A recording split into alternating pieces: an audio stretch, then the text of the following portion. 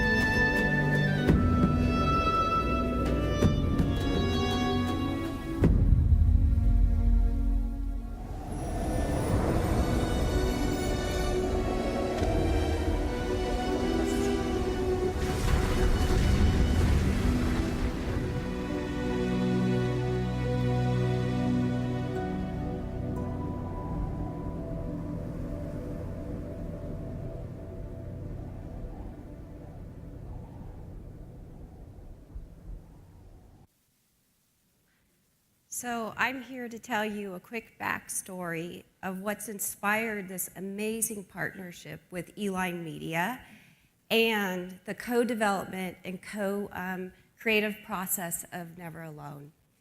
CITC is a tribal nonprofit organization located in Anchorage, Alaska. Our mission is to provide services where our people can connect with their lifelong potential. So our focus is really about the advancement of our Native community. We do this through connecting people to jobs. We do this for helping people find meaningful careers, helping people overcome drugs and alcohol, working with families who are in crisis. And most importantly, we do this through an intentional investment in education. We believe education is the greatest equalizer.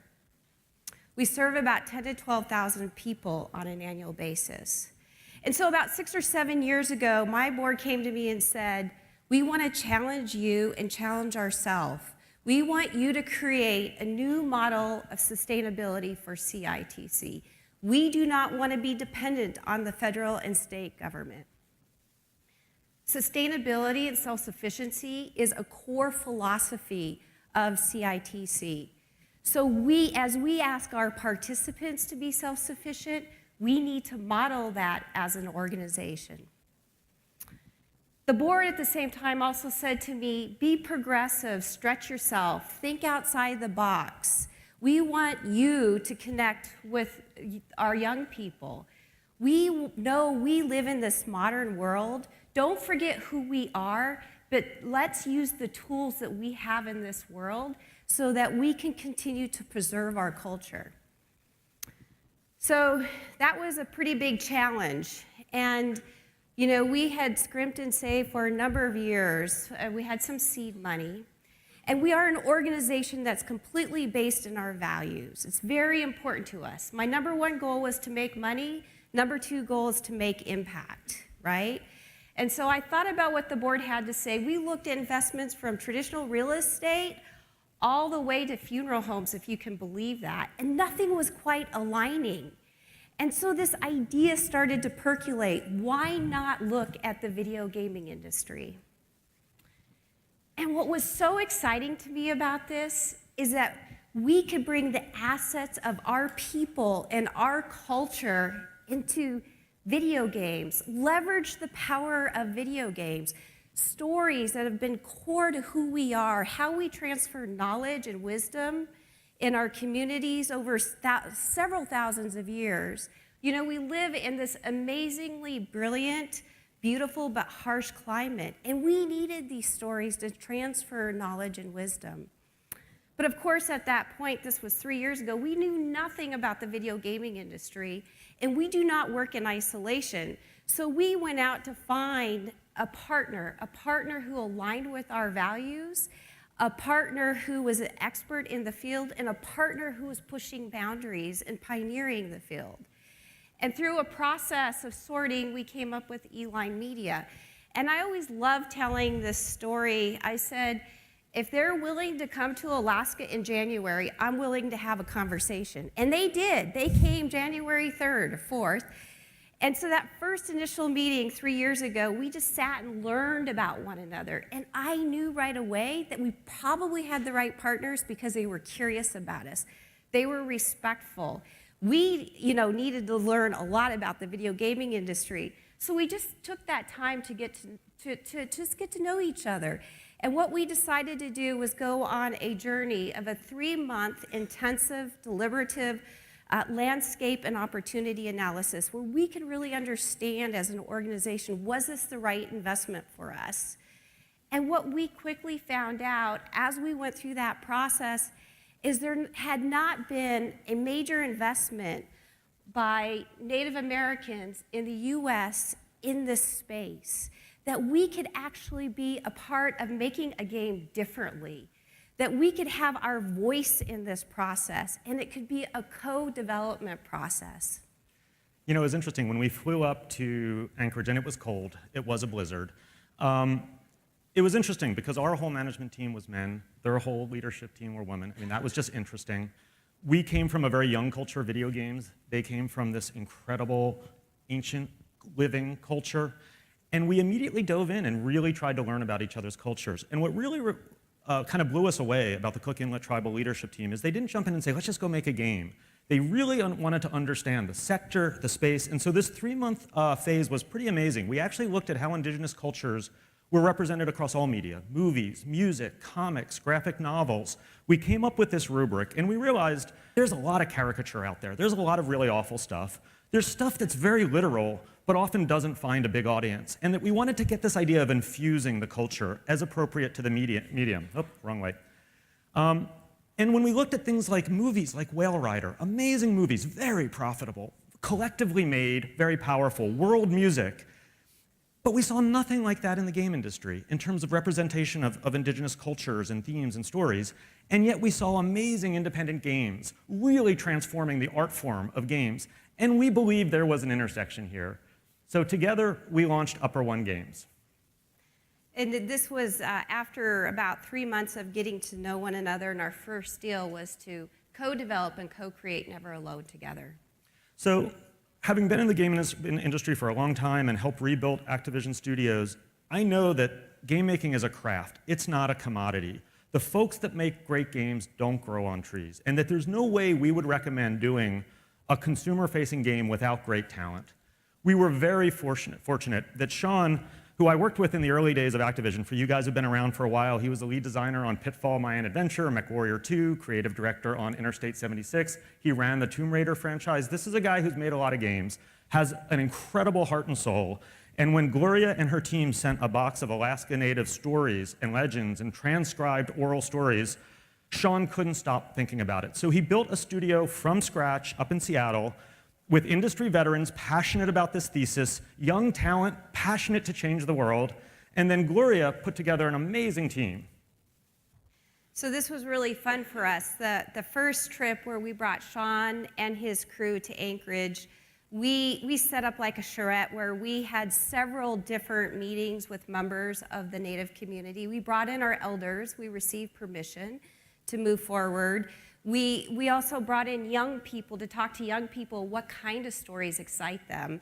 And we brought in our great storytellers, our linguists, all of our artists, and we got some amazing feedback. And so what we did is we really tried to take the best of that team and in the beginning pair it with Sean's team. So this is just a clip of behind the scenes with one of our elders, Ron Brower.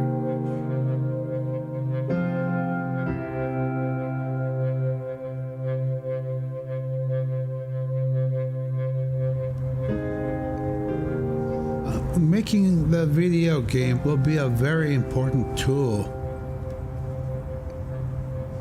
especially in our community where our younger generation are into Xbox.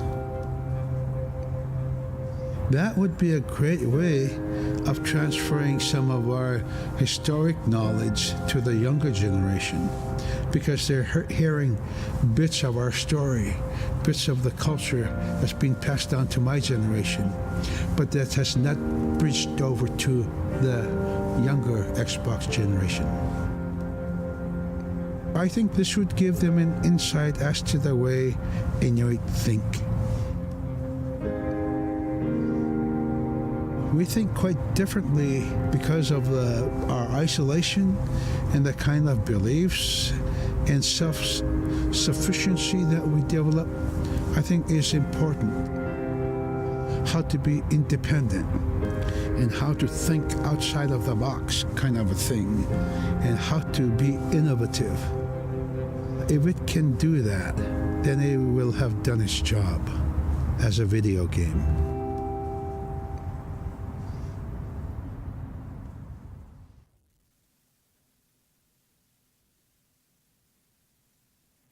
So like I said, the people element was most important, that we get the team right from the beginning. And over the first several months, what we had to do was listen to the community about what not to do. That really helped us create an inclusive development process. We also listened to the community about what stories to tell in the game. And we wanted to avoid some of the pitfalls of the past. This gentleman here is Ishmael Hope. He is an Inupiaq and Tlingit storyteller and writer, and he joined Sean and his team early on to help sort through the stories and to help write the narrative and ensure that we were staying true to the stories. You see here in this photo, this is Dima Verakova. Dima was our amazing artist in the game. Those of you who played Never Alone know that it's beautiful. What I loved about Dima is when we took him to Barrow, he studied the ice, he studied the place. He went down to detail of understanding snow patterns, of really understanding the way that the people and the environment interact. And again, this whole process took a little bit longer, but it was built on true trust and respect. And Alan is going to talk a little bit about the inclusive process. So this is really the heart and soul of everything that we do, and we've learned in the process.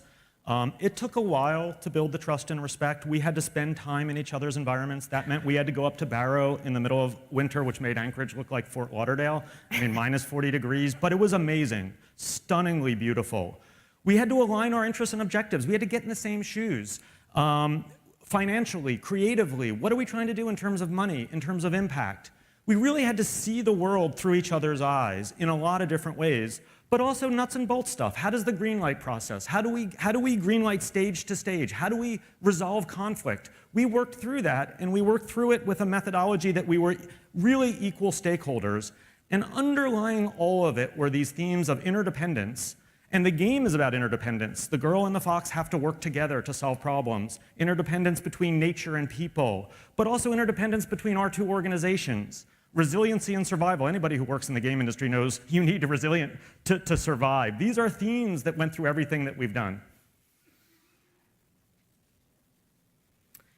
So we all had to work through a lot of issues, as Alan said, and many of the decision points that where we would struggle, we would literally take back to the community and ask the community for their input and have the community be a part of the decision making. We also had to figure out how we appropriately and respectfully approach Minnie Gray, who you see in this photo, to acquire the rights and have the permission to use the main frame of the game, and the story is called Kanutsu Yuka, and it's about an endless blizzard, and the young protagonist in the game, Nuna, and her companion Fox have to find the source of this endless blizzard to restore harmony to the community. And Minnie received this story from her father, Robert Cleveland. His Inupiaq name is Nazarek. And according to Inupiaq protocol, the eldest child receives the story. And she received the story before 1980. And so when we had to sort through US copyright law and all of that, we had to keep both the Inupiaq protocol of IP in mind, as well as, you know, the laws that govern us, right? And what this entailed was going to Minnie, actually finding Minnie first, and going to her and her whole family and going through a process of really developing a trusting relationship, where then after she really understood what we were trying to do, she gave us the permission and rights to use this story. So in many ways, we pioneered a new way of making games and figured out how to respectfully and inclusively work with the community. So these are some photos of how artwork inspired, Inupiaq artwork inspired the game. Yeah, one interesting thing about this slide, as Gloria mentioned, Dima Verakova is an absolutely brilliant artist, actually studied indigenous art in Russia, worked on the SOCOM series for many, many years. Before we had him on, we had a bunch of great concept artists, and we were doing Nuna, we were doing concept art for Nuna, and they looked great, but we realized they kind of looked like Disney characters. Not that they were bad, but they just weren't capturing the essence of the culture. When Dima came and really spent time up on the North Slope, spent time at the Smithsonian really having access to the artifacts, working with the artisans, this entire new look emerged. And you can kind of see it through the transition from the artifacts, the palettes, the colors, to sort of the in-game, which was built on Unity, which was a very good platform for us for this game. What I love about this is that Dima took a form of storytelling. This is how we used to record our stories, is through the art of scrimshaw. and took this and he brought it alive in the game. So that they were very creative, but they stayed true to not only who we are and how we told our stories, but also the way in which we told our stories. And again, this is just the level of detail and how we involve the community. You could see a parkie here, and the trim of the parkie, it's called rickrack, and there's different patterns that reflect different tribes and groups of people, and we wanted to make sure that we got everything right. So what we did is we would go back to the community and really study this in great detail to ensure that not only the place, but the people were represented accurately. The other story I like to tell is, Sean and his team made many games before making Never Alone. And so I think Sean was involved with Tomb Raider, Lara Croft Tomb Raider. So you can understand what he would think of when, doing a female protagonist in a game. And so there were several passes on what Nuna looked like originally. And we kept sending him back and saying, no, we want Nuna to look like us. And so that was a great process to go through. We also had a lot of challenge on Nuna's sidekick, the Arctic fox. Animals represent very different things in cultures. And yet we had to have balance in the gameplay. In terms of Nuna, it would have to feel realistic that Nuna would be with this animal. The animal had to have the right representation. We modeled many different animals. We went through a lot of exploration. And one thing that's really interesting is now that the game is out there, we're being approached by really interesting cultures all over the world, but some of them talk about what the fox represents in their culture, which has been absolutely fascinating how they're mapping that to this game. Again, here's pictures of Sean Vesey working with Minnie Gray, and of our two Inupiaq elders, James Nyagiak and his wife. James is the narrator of the game. We made a decision early on that the game should be in Inupiaq and translated into, subtitles. And so I was really proud of the team when they came to that decision on their own. So the game was launched this past November. We launched it on Xbox One, PS4, PC, Steam. There'll be a bunch more platforms. Watch for announcements to come on that. Gloria mentioned the game is Inupiaq. We're very, very proud of that. We did something else in the game that was, we were really a little bit of gun shy on, which is we shot 40 hours of documentary footage, initially as research, for us to really better understand the culture. But the footage was really powerful. Seeing the elders, seeing the writers, seeing the storytellers, you just couldn't replace that. So we made a decision to cut them up into 26 mini documentaries, which we embedded in the game as unlocks. It doesn't stop the game, you don't have to watch them, but they're there. And we were worried. There's a long history of concern about mixing modalities of video in video games, legitimately. So we were nervous, but these cultural insights, we've been very pleased. They've really been embraced, almost uniformly. They're not perfect, but they're very powerful and really help build out the game. So, we were kind of blown away by the response to the game. We've had over 700, almost every game publication, many mass market, from the New Yorker to the LA Times to USA Today to the Guardian. The game's been debated, discussed all over the world. And it continues to generate academic paper in archaeology journals, in ethnographic journals. We're very pleased that we're on about 50 Best of 2004 game lists, so it was embraced. And it's actually a mix of gamer sites and mass market sites. We've been nominated for a bunch of awards, including a DICE Award tonight, which is very, very exciting and very gratifying, actually, for Sean and Amy in terms of best direction. And we've really been fascinated to watch the YouTube and Twitch TV community playing the game, talking about the game, debating the game, talking about things they don't like, they like, where it's moved. There's a bunch of them where there's a moment in the game that brought some folks to tears on camera, and it's very, very powerful. And in terms of the financial return, the game is selling well. We're in the hundreds of thousands of units. We're very confident it's going to be profitable. It's not like we totally hit it out of the park, but I've been in the game business to know long enough when you have a game when it kind of meets its goals, it's making money, it's the start and not the end of a journey. Many of the best game franchises in the world are built over many years, over many generations, and we are committed to doing that. So now that we've met our objectives that the board set, make money for CITC's mission and make impact, we're hoping that that money will grow over time, but we cannot even measure the social impact that this game has had for the Inupiaq community, the people of the Arctic Northwest, and for Alaskans in general. So we're very excited about it.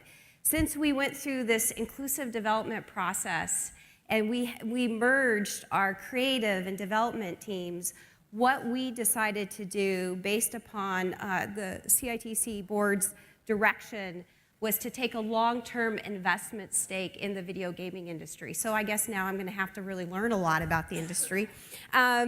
And what we did is we merged our management teams as well. So CITC owns about 36% of Eline Media, and I serve as their executive chair. Our CFO serves as the Eline CFO. So it's been fabulous to be on this 3-year journey. That's all it's been. It seems like it's just been a ride, but I'm really excited about the future and what we've been able to do in the industry and inspire and create a whole new genre of video games. So what began as a 2-day consulting in Anchorage is now a merged entity, and I can tell you the whole Eline team has learned, has grown through this merger, and it's just been exhilarating. It makes it great to get up in the morning and go to work. Never Alone is just the beginning. Since we launched the game, we've been approached by cultures all over the world, indigenous, underrepresented cultures in popular media saying, would you come and do this with us? Would you help us take our stories and have them survive another 1,000 years through video games or through interactive entertainment? And we're processing it, we're listening, we're traveling around the world, we're talking to these folks. Also, we've been approached by game development teams saying, hey, I'd love to do something like this. If you have a project, could we talk? So we believe there's incredible potential. It's not simple. I mean, this was a 2+ year journey through that inclusive development, but we are committed to doing much more than Never Alone. Much like world music is an entire genre, we believe world games can be an entire genre. And we don't think it's just world games. If you go back to those movies and other games in the game industry, there's so many themes that can be explored through games, so many perspectives to bring to great commercial games. We really want to expand our portfolio. We're committed to expanding our portfolio. And we feel like we're in good company. There are folks all over the world starting to do this. These are 4 recent games that we're big fans of. This War of Mine, Gone Home, Valiant Hearts, Papers, Please. These games explore very, very challenging topics. And they do it with great artistry and great craft. And you know something? They're all selling units as well. So we think this is just scratching the surface of where we can go in the industry. So we encourage anybody who likes this thesis to come talk to us. Either we work together, we help each other out. You know, let's help urge more of these games into existence. Let's have a lot of fun doing it, and let's make money. And you know, I've learned so much going through this process, but I guess the most significant lesson that I've learned is that anything's possible in the world, and that's what I love about the gaming industry, is that anything is possible in the gaming industry. It's really boundless. And you know, I also learned this great value of which the elders have always told me is believe in yourself. So we believed in who we are as people. We brought our story to the world, and a global audience is responding. So I just appreciate all the good work that you do in this industry, and really excited to join you as well. You done? I think we're 1 minute under budget. Quiana, So, that means. thank you very much. Thank you very much. So you'll have to start, you know, learning this language. Quiana means thank you. Thank you very much.